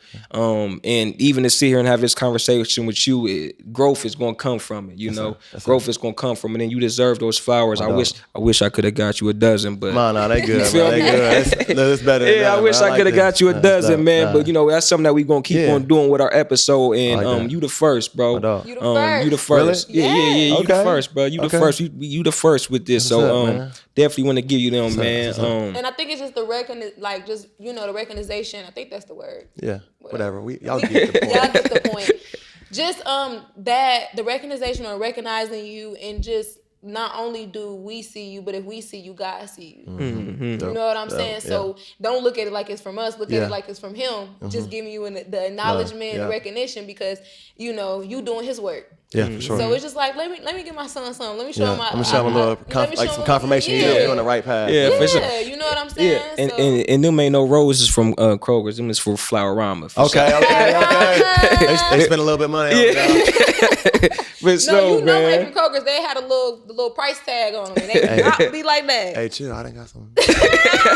My bad. Kroger. Oh man. Let's have some fun though. Yeah, let's do it. Okay, so let's do a little. I'll keep them right here. Okay. Little this or that. Little trivia game, real quick. That we go, and then we can get back to some other questions. Yeah, all right, it's a little trivia game, real quick. We got. Let's give them 30 seconds to answer these questions. All right, I'm gonna set my timer. You ask the question. 30 seconds to answer. Let me get some juice. Real quick. All right. Okay, let's go. Hold on, wait. I'm gonna set my timer. You ask the questions. All right. You let me know when you're ready. Turn in. I can have some more. All right, 3, 2, 1. Jamar Chase or Justin Jefferson? Jamar Chase. Tyreek Hill or Cooper Kupp? Tyreek Hill. Joe Burrow, Patrick Mahomes? Joe Burrow. Yeah. Shout out to him. Parker Biggie? Pac. Yeah. LeBron or Jordan? Jordan. 2023 NBA champions? Ooh. The Heat. 5. Ooh, I like that. 2024 Super Bowl champs? 2. The Bengals. 1. Martin or Malcolm? Martin. Hold on. I got 2 more for him. Okay, go ahead. Yeah. Uncle Smooth or Myke in the dance contest? Uncle Smooth. Okay, Crazy. then. Okay. And then, what's your favorite food?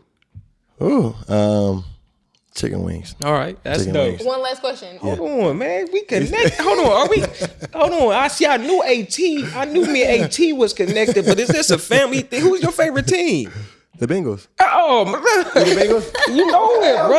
He said Joe Burrows. I said Okay, yeah. And you would have said Patrick Joe Mahomes. Shiesty. The interview Oh, would have nah, been. Oh yeah, we would have to cut this short. Nah, Joe Burrow, yeah, man. I'm Yeah. a Bengals fan. Who they? I got a Yes, picture when I was sir. a baby. Yes, man. sir. But we got to catch a game Yeah, this yeah. year, bro. I was born into My it. favorite receiver was AJ Green coming out of college and Ocho. Okay. Players like that, bro. That's hard, man. I was born into it. Now I ain't started getting. My uncle Okay. was a big Bengals fan. I'm from Cincinnati. Okay, so Yeah, so we gonna get it this year. Yeah, for sure. If we following. don't, then we got to tear the whole NFL. Yeah, we down. got to. We've been going crazy. Joe Burrow, he done changed a lot in 2 years. No, so seriously. 3 years, however long he been seriously, there. Yeah. we getting closer and closer. Yeah, And yeah, like last time, yes. You ain't peep. Everything was Bengals. You said Jamar Yeah, Chase. but Jamar. but see, and I was like, man, it's funny because my fantasy football team, Yeah. was like Oh, no, don't do that. all All Bengals Bengals. people. Yeah. And one of my dudes was like, bro, what you gonna do when y'all got a bye week? I'm like, I ain't think about that, bro. I think about that. Yeah. I ain't think about that, but yeah, I'm so I never even asked AT, how did y'all become Bengals fans? I don't know how he became a Bengals fan. I know for me, I don't know honestly either, bro. I know I had a picture when I was a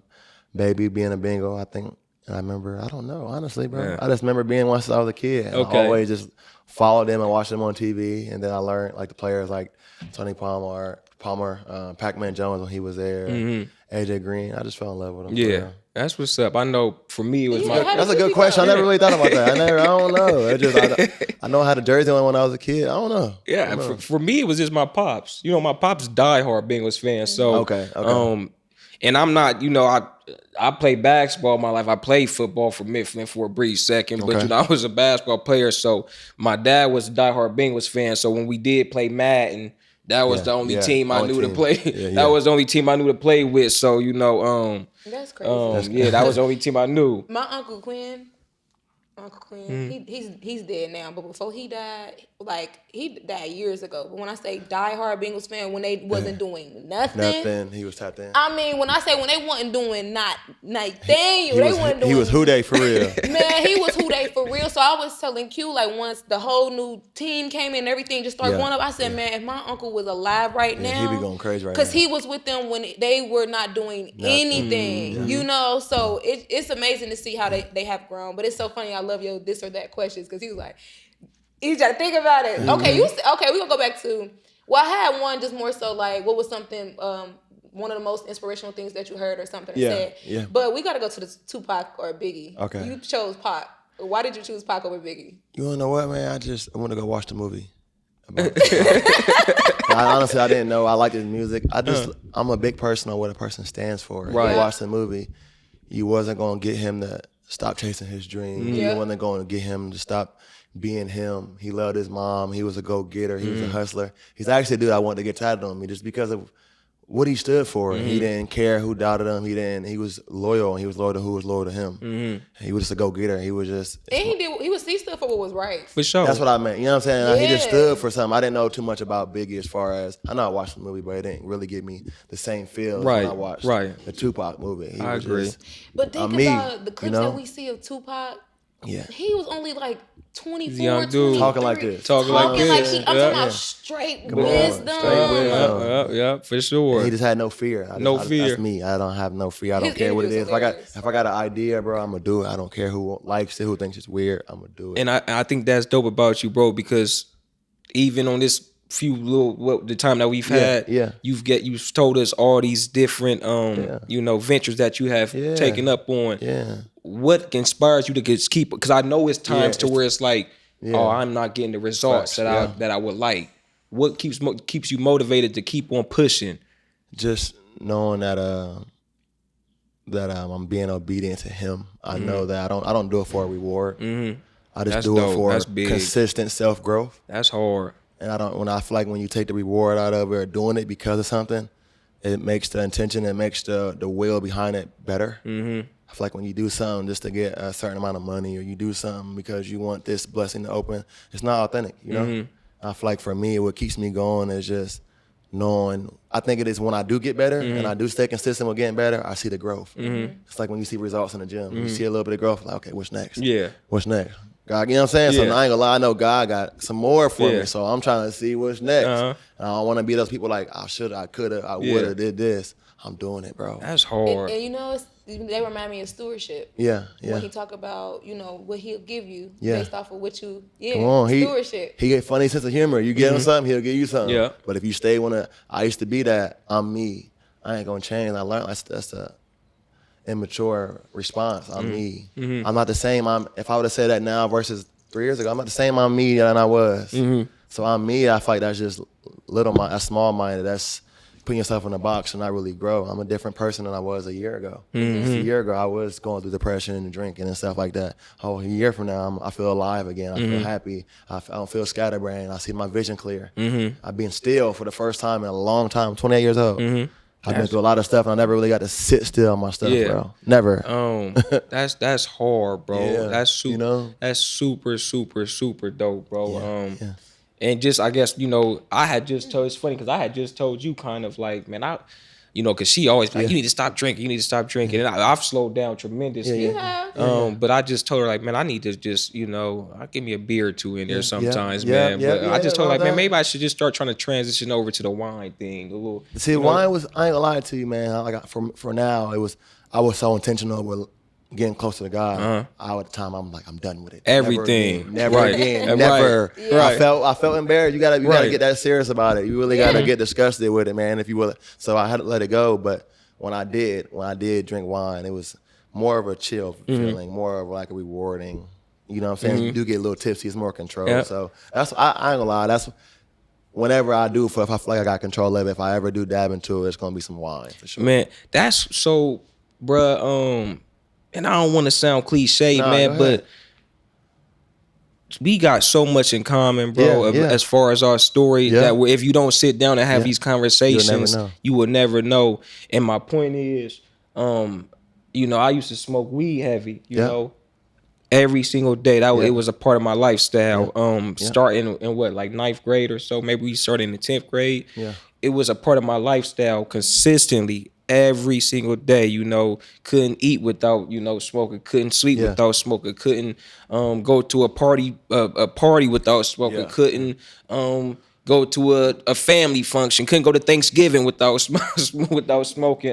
Everything. But that moment that I talked about earlier when God, I was in that, it was like a time period. It was like, and I don't even know what you want to call it, but when I knew when I was that right state, when I knew God was making a change in my life to where my high started feeling different. And I'm like, now I'm feeling like I'm tweaking out low key. Now I'm back. You know, your first time you smoke, you get paranoid.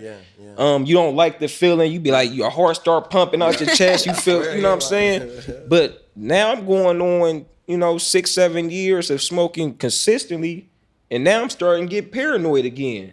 You know, I'm starting to tweak out. I'm starting to like think, man, I'm starting to hear stuff while I'm high. I'm like, you know, when Smokey in the pigeon cot on Friday, that's me out of nowhere. But God was already giving me the conviction that I needed to stop. And he was like, I had felt it like I need to stop smoking. You know, smokers, we go through them today. Well, I can't say weed no more, but you know, I say weed still. But we go through them times to where it's like, okay, I'm about to stop, you know, where I'm gonna slow down. But I never really wouldn't. I had got on probation and I didn't even have to really go in and drop consistently. It was just like a once in the blue moon thing. It was more of a call in, check in with my PO, because I guess I was doing some little petty stuff. They didn't want to give me the big boy probation. But I had a conviction like, you need to just stop smoking. And that was a sacrifice that I made, exact same to the sacrifice that you said. God said you need to stop drinking, and ever since I stopped, I said I was done, and bro, I can't say never, because it was a 420. I did do it before, but it feel good to say that. Yeah, I did. But when was the last time though? That 420. When was 420? When we went to Detroit. But how many years ago? Oh, that was like 3 years ago, maybe. That was probably like 4 or 5 years. 5 years ago. Okay, when we went. I wanted him to say that because it sounded like he just did it this 420. Past 420. No. I wasn't a teacher yet. So bro, it's so we have so much. I put it down, and I made that sacrifice, I guess is what I would want to call it. And ever since then, bro, I see the growth. I see what it was. I see what I was, why God was convicting me and telling me, like, bro, just put it down. Because you was making that your source. I was making that my source. Come on, he like, listen, I'm not saying it's wrong, but it took control of you. I'm abusing it now. Abusing it, and you know what I'm saying? That's why. You being transparent, bro. So I'm just finishing up with probation from 2021 because of the drinking. Okay. DUI. Wow. And he been giving me signs from fighting and back in the day. I got a DUI in college. I got expunged, and it happened again 2 years ago, 2021. I was feeling good. I had a boot camp 4 weekends ago. It was 50 people straight. Feeling myself. You know what I'm saying? My mom said she knows me. She's like, don't go out. Have fun with your friends and don't go out. We gotta Mom be knowing. We gotta go against the grain. Like, whoa, whoa. I remember getting woke up by the cops, but that was one of the signs where God was like, come on, bro. Come on, bro. Come on, bro. You keep playing with me. I keep on. I am not gonna keep. And then that last situation last year, that's why I was like, okay, this is the last for me. I'm hard headed. I'm as hard headed as servant, but we get along like a dog. For me, I know how he is. He'll give you a warning, but his slap on the wrist ain't usually a slap on the wrist for another person. For me, but he lets me know he know how to get my attention. I think that situation with me losing the person I was talking to and just me not remembering stuff, I felt embarrassed, bro. I felt humiliated. I felt like I took 100 steps back. You know what I'm saying? Yeah. And it was just because of that substance. So I thought I was like, and I was done for like 6 months, bro. And then I tried it again. Like you said, it didn't give me the same feel. It didn't give you the same like feel. Bro, it's crazy how God deal with us. He deal with people according to their convictions. I ain't gonna lie. I wouldn't be here if I didn't have my convictions. I needed them. It's crazy to say that now. Yeah, for sure. Time, I'm like, yeah, so mad. What I did, I done messed up my whole life. My blessings is done. But now it's like I needed that to be here. But because like I said, everybody got different conviction. God convict what he might convict you of, he might not convict me of, and vice versa, whatever the case may be. But I think it's so funny how he definitely deal with us according to our convictions. But the important part about all of that is just remembering that it's certain stuff that you cannot do. Yeah. Because of what I have you connected to. In store. Yeah. I got in store. I have so much, and if you are partaking in this, you can't. I can't give you, or you can't. You know what I'm saying? Just imagine, like Q, like you just said, you smoked weed and you was a heavy weed smoker. Now you a whole teacher and you dealing with these type of kids. And how could you be inspirational or motivating or inspiring or encouraging to them if you doing the same exact thing? Right. But not only that, not being sober. Right. Like, you know what I'm saying? Like, I think that's the main thing to take from your convictions, because just like with me, I don't have nothing like y'all. Yeah. Dang, she made it seem like we was on hard. Like, I don't know what's up. We was a little I done definitely had convictions of just multiple different things, but like the most recent thing for me has been secular music. What you gotta say? What secular music is like rap music, like that's not of God. Yeah. That's one thing. See, I'm listening to my little baby don't talk about. You talk about that stuff for real. You talk about motivating and direction well. So it was bigger. It wasn't just like because some people be like, bro, what you can't listen to, and it's not that, because that ain't his conviction. Yeah. It's that's for me because of what comes out of it for me. For you. And who he has called me to be, and it causes me to be inconsistent in my ways and who I am and where I am in my life. You should see her, bro, after she listened to some Cash Doll. I ain't gonna like Cash Doll. You be like, hold on, baby, we married. You feel me? Nah, for real. He don't like Cash Doll. He don't like Cash Doll. I ain't gonna say he don't like her. He just feel like when I listen to her, you change. Yeah, but Meg Thee Stallion, Cardi B, he be in the car bopping to them. Yeah, they go and Cash, but this is the difference. I listen to them we can get off of Cash Doll because I told y'all just let go of secular music. Cash Doll is a woman who ain't talking about needing a man for nothing or using a man. She talking about going to get her own, and she's confident in it, like. Yeah. And she's being like a female version of just stunting on a female, rather than her worried about dudes and talking about using dudes. So he didn't like that because she hard. Yeah. She really hard. We need that submissive stuff. Yeah, we you know what I'm saying? I don't need no man for stuff. Right. I wouldn't. But see, it wasn't like I was walking around listening to Cardi or Megan. You know the type of music that he was bobbing to Cardi B and the Megan but you walking style. around the crib mugging me after you listen to Cash Doll. It's the same difference. Like, you feel me? But that's my whole point of why God convicted me. It wasn't like I say, that might not be for everybody, but for me, secular music was a thing because of the things that came from it, and God needed me to be consistent in my ways. Yeah. I can't be out here, and then also too, certain music make us think we just live in a certain type of lifestyle. That's not your life, honey. Mm-hmm. You know what I'm saying? Like, that's not who you supposed to be. That's not what I'm encouraging. You know what I'm saying? I need you to be consistent across the border. So that's real. Yeah. I tell people all the time, like, I'm not saying liquor is bad at all, because I had I had a lot of fun moments off of it, but for my journey, it's not for you. It's not, you're individual. It's not for me. And I ain't gonna lie, bro.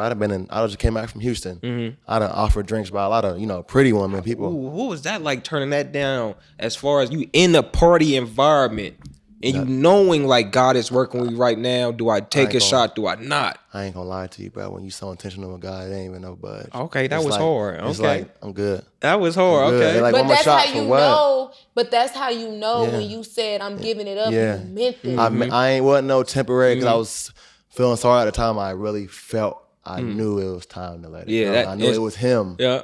So when it's like that, it's like now, bro. When they was asking me, it's been several times. Take one shot for one, so I can take steps back in my journey with God. Nah, I'm cool. That's hard, bro. They be like, you having fun? I'm lit. I'm turned. My lit different now. I'm turned. You feel me? My lit different now. And I'm gonna wake up at 4 a.m. and be turned up again, ready to work While you waking up, your hair hurt. Because and this is a real thing. People do not think that you can have a good time without being sober. Come on, I was one of those. Yeah. But I literally just at your birthday party, I threw him a 30th surprise birthday party in January. Yeah. And we was there, and anytime we around our family and all this whatever, I'm like turned. I don't drink, I don't smoke. Yeah. And one of my peoples was like, bro, like her husband said, bro, is Yaya drunk? Is she high? He said, she told us, she was like, nah, she just high off that holy juice. And I said, no, I'm really I'm really like this, so I can be around people that are high and drunk, and they will think that I'm on whatever they own, but I'm just genuinely enjoying myself. So for some people, that creeps them out. Like, you sober?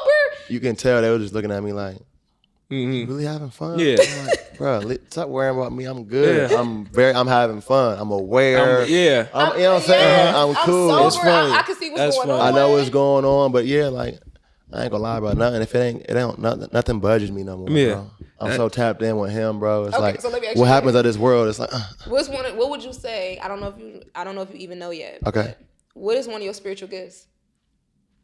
Connecting, letting people be there, giving people the permission to be there without actually giving them permission. And I think just being open, just being so transparent. I think just being able to connect with anybody. Really, Bob, Chris. What's yours, baby?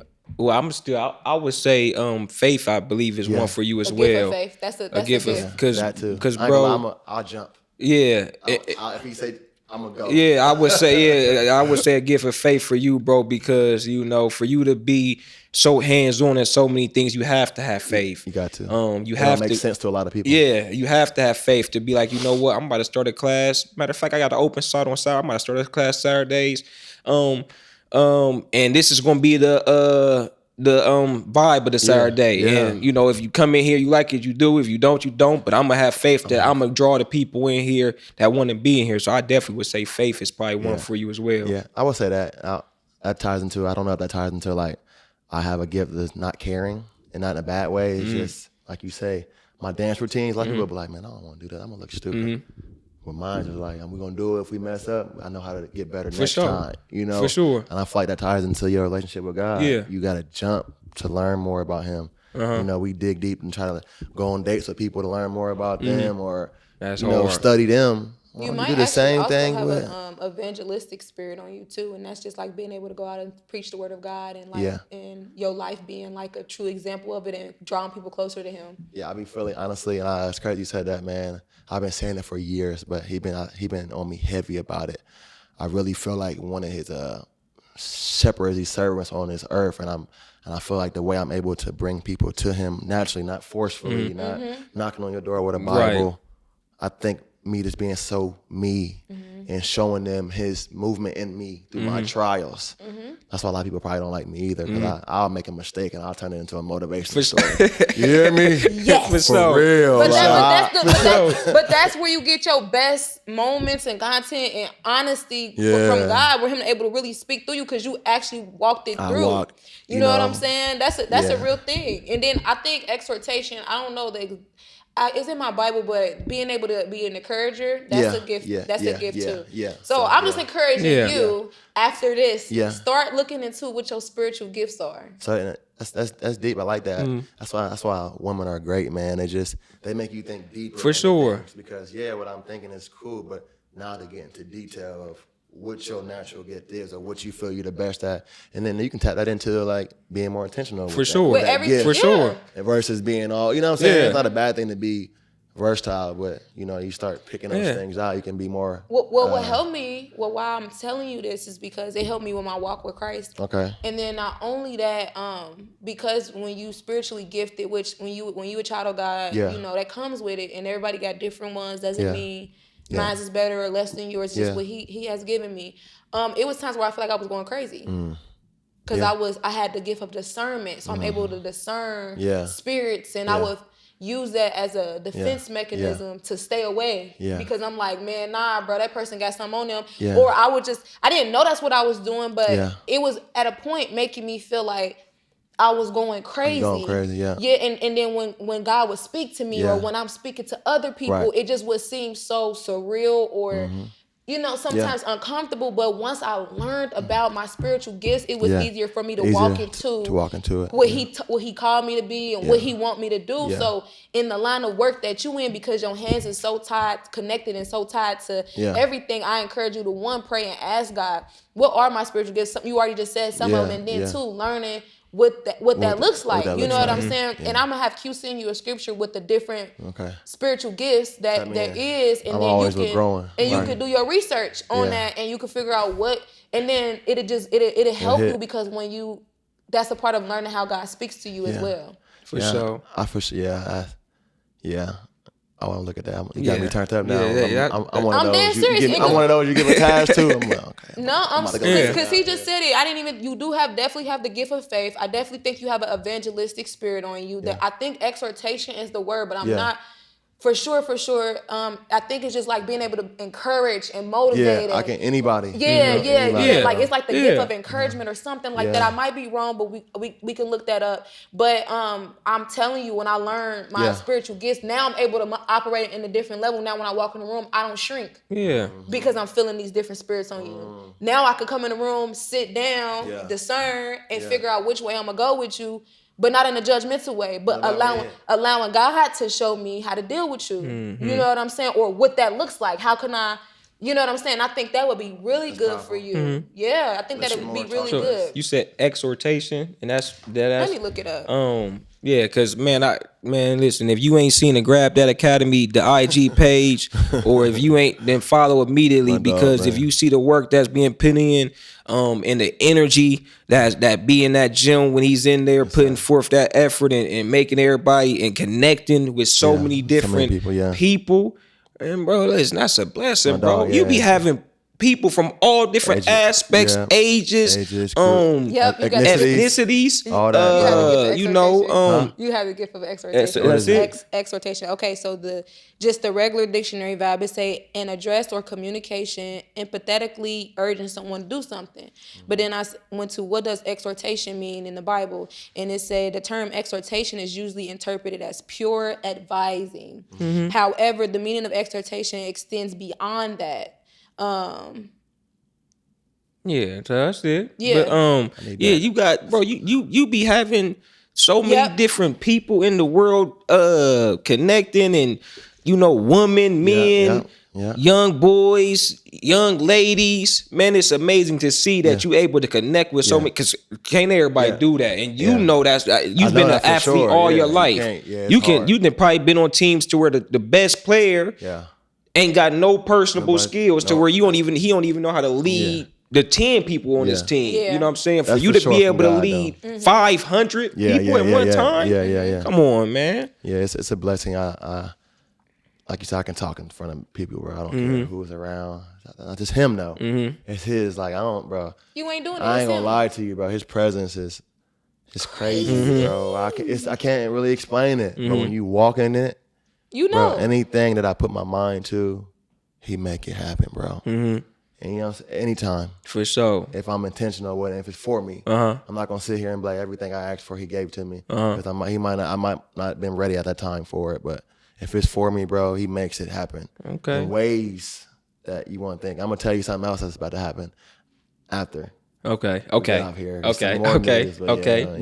That sounds like a drum roll right there. Yeah. It's gonna make you excited, bro. Yeah, but this is gonna show you how powerful God is. Bro. Yeah, for sure, man. Yeah. But it was a post on your page that you had put up, and it was like 5 a.m. It was a post that it was 5 a.m. You said you had been up since 2 a.m. Yeah, and it was was you crying or you was just amped up? It might. I've been. I show it all. I done show crying on the gram. So, it was a recent one. I think so. When he said execute the mission. Execute the mission. Finish strong. Finish strong. I know you had me. Like I said, you had me ready to go and run a mile. Yeah. Like shoot, go. I don't even go buy me a helmet and some shoulder pads. I'm trying to play football now. I don't know what. I know exactly. But finish strong. Execute the mission. Yeah. What does that mean? And how could you tell? How could you motivate someone in a stagnant spot or stuck now? Yeah. How could you tell them to finish strong, execute the mission? Execute the mission, man. We all pray. Prayer doesn't always get the job done. He already told us what to do. You know, it's to the point to where you got to execute what he already told you to do. Sometimes you might need that reminder, but when I mean execute the mission, I mean on the days where you don't feel good. And that message I talked about were days where I told God it feels like a lot. And I feel like he told me what I got for you is a lot, you know? So it's about executing and being obedient no matter what life throws at you. Yeah. I feel like once you focus on being consistent on executing the things you write down, the things that he tells you to do, that's what I mean by execute the mission, you know, because there's going to be distractions. There's going to be friends that try to pull you away. There's going to be people that judge you. You're going to lose friends. But execute the mission that God told you to do. And everything you pray for as far as friendship, relationship, financials, come once you execute his mission. You know what I'm saying? That's important. And that's his mission. Not yours. His mission. Because I told him I said a lot going on. I felt a lot of pressure. What I got for you is a lot, is what he told me. You know what I'm saying? So finish the mission. You know, what I'm going through a lot. He said, you don't want to hear that. Finish the mission. If you read the Bible, he went through a lot. So it's like, get to the point where God had to go through backstabbing. God had to go through people lying on him. God had to go through people forgetting about him, giving up on him. You don't think you got to go through the same, you know what I'm saying? A little something. Not even half of what. He just wants you to finish the mission that he got. He just wants you to jump over a few loops, you know what I'm saying? I feel like if you really want to get everything that he has for you, for me, the more I execute his mission, the more he been showing me. That's what's up. He been showing me some crazy stuff, bro. That's what's up. And it just, I ain't doing that. It ain't been me trying to make the moves. I just been like this. Executing his mission, bro. It's just being obedient. I feel, building. That's it. I just feel comfort again. I feel happy again, bro. I feel alive again. People might look at me and be like, "What? You always turn." Like therapy, bro, and just having him being. I always walked with God for these last 3 or 4 years, but when you intentionally do it, bro, it's different. It's different, man. It's different, bro. What does intentionality mean to you? Intentionality means is behind everything you do, you have extra thought. You think you have a thought behind it, to the point to where when my triggers come up, I don't just react. I think about what triggered me, why it triggered me, and how I respond to it. So it's just, even with attention with a relationship, just being intentional, letting that person know where you're at in life, where you want to be, being intentional about when you work out. I just feel like having a focus, a direct focus. Like she said, you have a gift, but directly find out what those gifts are. And that's being intentional. You know, so I say intentional is like the short term. Yeah. The shortest term. The only way I could sum it up for me. Yeah. Is paying attention. Yeah. Ain't that crazy? And it is. It is. Be intentional. Like when you play basketball, for sure. When you focus on dribbling with that right hand crossing, it's a different when you being intentional versus you being lazy. Right. You know what it is. Yeah, bro. for sure. You know what I'm saying? Yeah, because the walk with Christ is an intentional walk. It has to be. And I think oftentimes for me, I know the lack of consistency comes from just having to be intentional, because you got to pay attention to every thing that you do, but it's worth it though. When you walk in and you looking all over the place, you run into a pole. You weren't being intentional. You know what I'm saying? You tripped. You weren't focused on where you was going. You weren't paying attention. I feel like God gives you so many lessons that relate to Him, man. It's just ridiculous. Yeah, man. You really gotta. And I've been in his shoes. You literally gotta just be stuck in your own ways if you don't see it. You know what I'm saying? For sure. You got to be in a space where you're just stuck in your ways and you can't get out of it. For sure, bro. I want to share something, bro. I just Eric Thomas talked about it and it really hit me. E.T. It's not that we're not capable of it. You know, a lot of people in this world, it's not that they're not smart enough. It's just that they can't outlast the old them long enough. Right. That's hard. You know what I'm saying? Deep. They can't outlast the old them long enough. It's not that they don't get steps further. Yeah. But every time they feel pressure, every time they get hard times, they revert back to the old them. Man, say that again, bro.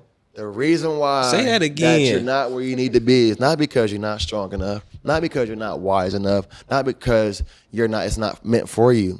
It's because you can't outlast your old self long enough to see the new you. You know what I'm saying? So every time times get hard, every time you reach adversity, you falling back into what you're used to or what you like or what you feel. Outlast the old you. Forget outlasting people. Forget trying to prove people wrong. Prove yourself right by outlasting the old you so you can see the new version of you. You know what I'm saying? That's what's been helping me. I got that from Eric Thomas and it hit me so. That's hard. That's the thing that helped me grow is outlasting the old me. That's hard. I think that one of the key things you said, forget trying to prove everybody wrong. Yeah. Prove yourself right. Yeah. That's the perfect perspective to have because I think once you fuel with trying to prove everybody wrong, you already starting off wrong. Yeah. You're gonna stress yourself out, bro. Trying to worry about I'm about to show Q gonna turn up. No, you gonna stress out because Q might not even be watching you today. Q's not even on Instagram today. About you. Q ain't even on Instagram today. Right. You know what I'm saying? No, seriously. Real, that's where it comes in. Like where it's just kind of the same perspective, like with forgiving and unforgiveness. Like, bro, you being mad at somebody that ain't thinking about you. Ain't even thinking about you. And they would have went on about their life. I stay so tapped into me. People, if you want me to know what I got going on, you got to directly hit me up like my dog Q. I know what y'all got going on because y'all my people, but I literally focus on when I wake up, my alignment, and what I got to do that day. And people be intentional with so and so got going on when they come. I'll be like, bro, if I pay that much attention, where I'm gonna be at in my business, my brand. Am I gonna even be getting anything done? I need to get not done? To be selfish, but you got to be intentional. You got to be selfish about this brand, this podcast. It's like sure. I'm focused on mine. I'm not about to be seeing what these other podcasts is doing. I'm not about to see what these other trainers is doing. I'll pray the best. Don't get me wrong. I'll watch it here and there, but I'm not. And maybe even in the future, if it's in God's plan, we could collaborate here and there. But I'm focusing on what God is telling me to do in this moment for us. Yeah, for sure. That's definitely keeping your eyes on what God is telling you to do because it's different. Then you can do all the extra stuff. You can, bring people on and stuff like that. But I feel like you can't bring people on if you're not on yet. For sure, you know what I'm saying? How you gonna bring people on? For sure. You're not fully on with God yet. He don't even trust you to bring on another a vessel. You ain't execute your mission and that's important. And I had to that was something that I had recently learned.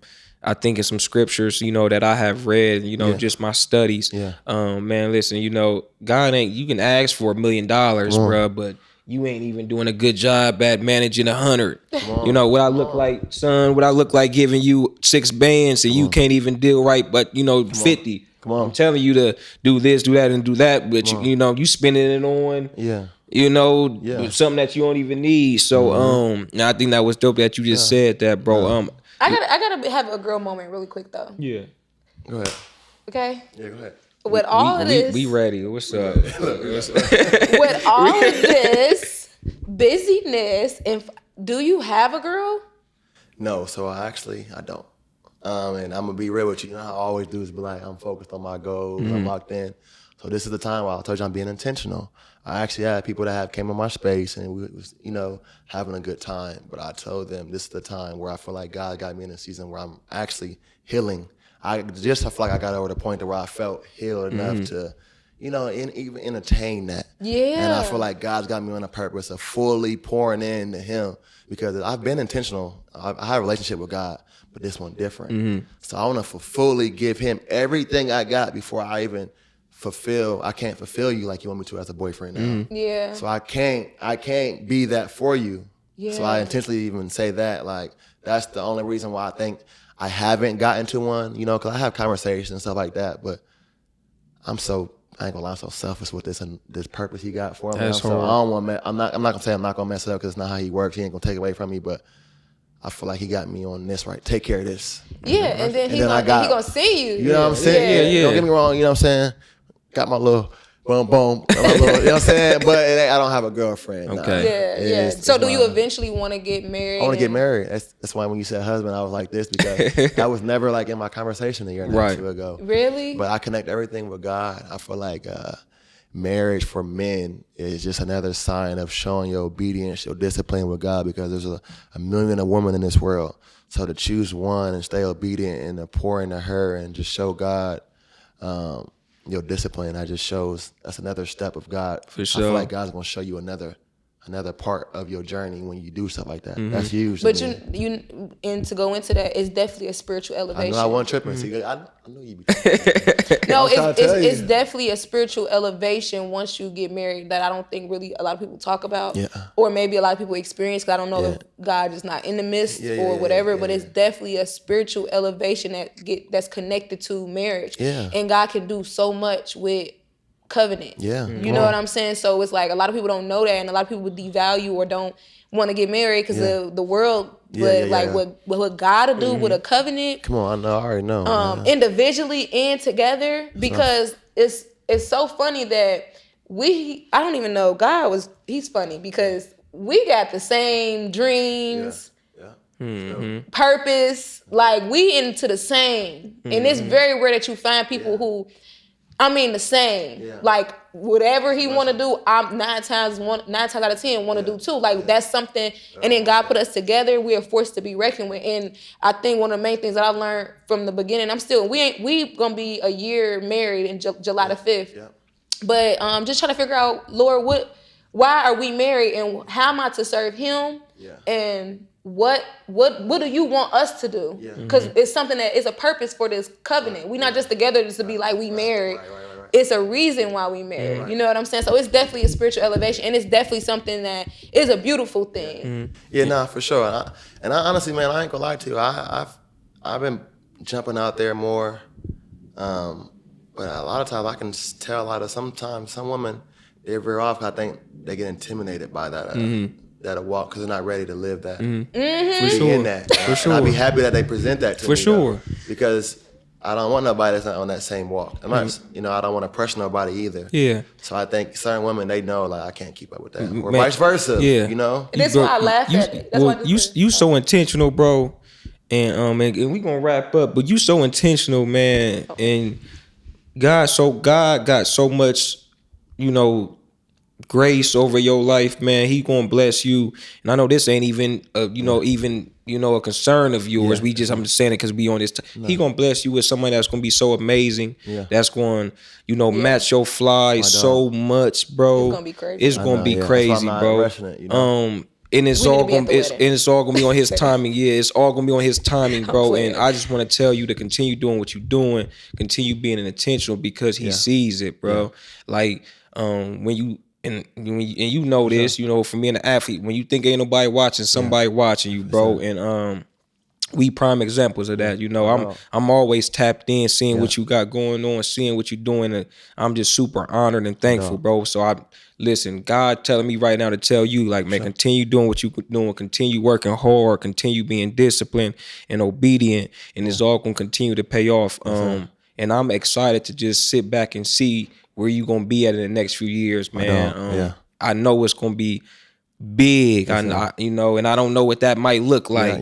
But I know here soon it's gonna, it's a lot of blessings coming your way, bro. So continue Appreciate doing that. Yeah. Feel good hearing that from another man. I ain't scared to tell you, man. Yeah, for sure. I second that. I second everything. Not a lot of men to do that either. Yeah, for sure, bro. Continue doing what you're doing, bro, because it's amazing. And it's very inspiring. All right. So we appreciate you. Yeah. Thank you for coming on the Neighborhood Politics. And man, we might have to have you come back, bro. I will, bro. I'm all for we it. gonna have you the dozen roses the next time. Next time. Tap me in though. Them your flowers, man. No, it was definitely nice meeting you and just hearing your perspective and being able to actually have a conversation about God with. Yeah. Like I say, and even just for my husband, having a friend that is really connected spiritually, that's on the same level, is not too churchy in the sense of it's real, it's raw, it's authentic. It's just a blessing to be able to have finally met you, because I've heard about you, and just to see see how intentional and how Make sure it ain't just for the gram. No, it's a real thing. Me, hey, you might need these for your flowers too, man. I don't know how them work. Yeah, they might die tomorrow. It's all good. just give them to your mama. Yeah. My grandma take care of it. For sure. Okay, something like that. Give it to somebody that's gonna be happy to see them. Yeah, we appreciate it, bro. Well, thank y'all for tapping in to Neighborhood Politics. Like, comment, subscribe, share. But also, what's your information? Grab that on Instagram, GRABDAT. I don't know if I got an underscore, but it'll be the first one that pop up. And then in my bio is my training page, Grow Out Academy, man. So continue to follow me if y'all want to see some motivation. If you want to see how beautiful God is and how powerful He is when you be intentional with Him, follow me. Thank you for Neighborhood Politics having me on. This is family. They got something great going on. So tap in now before it's too late. All right? Before the price go up. Y'all heard it here first. And we'll put your information in the bio. That way people can still just tap in with you. So that'll be great. But yes, thank you guys. We'll see y'all later. For sure.